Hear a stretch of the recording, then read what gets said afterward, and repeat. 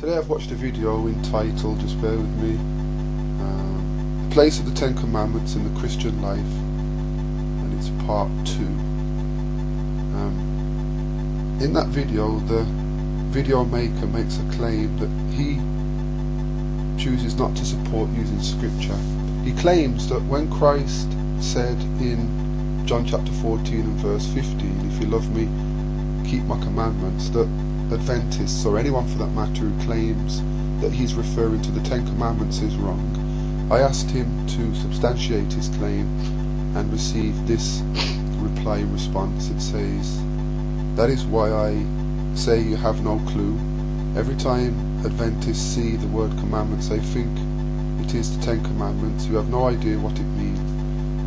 It is not an opinion when I say Jesus was not referring to the Ten Commandments.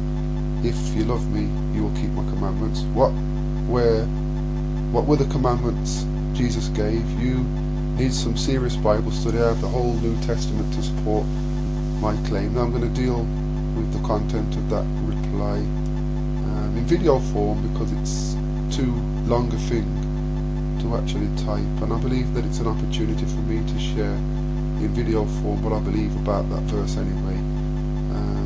Just bear with me as I gather my thoughts. So I'm told I have no idea what it means, the verse that is. Now I'd like to deal with this first of all.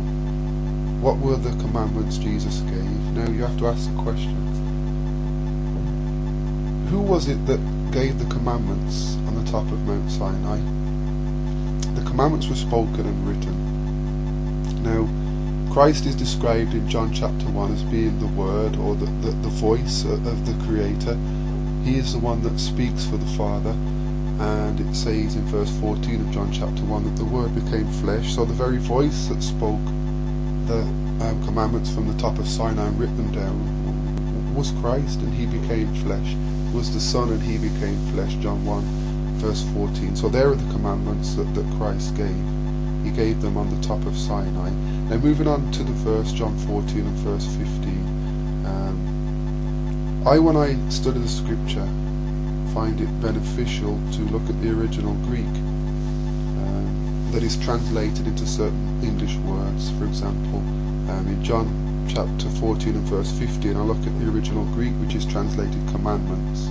If you love me, keep my commandments. The original Greek is a word entele. I'm hoping I'm pronouncing that correctly. And I look elsewhere for references to the commandments to see if when the Ten Commandments are referred to elsewhere, the same Greek is used. I understand and believe that when Christ speaks of the commandments, or of commandments in general, he's not always speaking of the Ten Commandments. There are a lot of commandments contained in the Levitical system to do with health and so on and so forth. So back to what I'm trying to say. If you love me, keep my commandments. If you love me, keep my entele.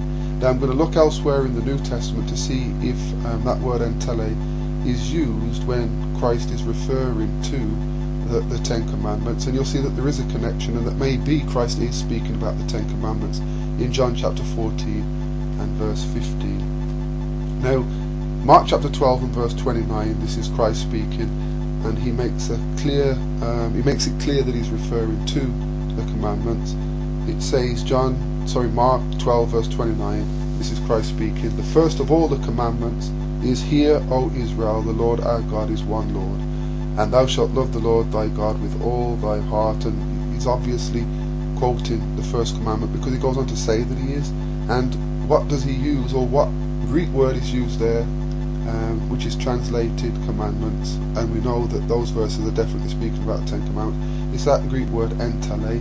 So you can see there's a connection between the Greek in Mark 12 and the Greek translated commandments in Mark 14 and verse 15. So it's not wrong to say that Christ is referring to the Ten Commandments in John chapter 14 and verse 15. That is why I believe that he is referring to the Ten Commandments in John chapter 14 and verse 15. If you've got any disagreements, anyone, with what I'm saying, if you've got a better understanding of the Greek and the use of the Greek, then please feel free to humbly and respectfully correct me. I'm open to correction. because every time I'm corrected, I believe it's the Most High reaching out to me to show me something I need to know. Pray for me as I pray for you.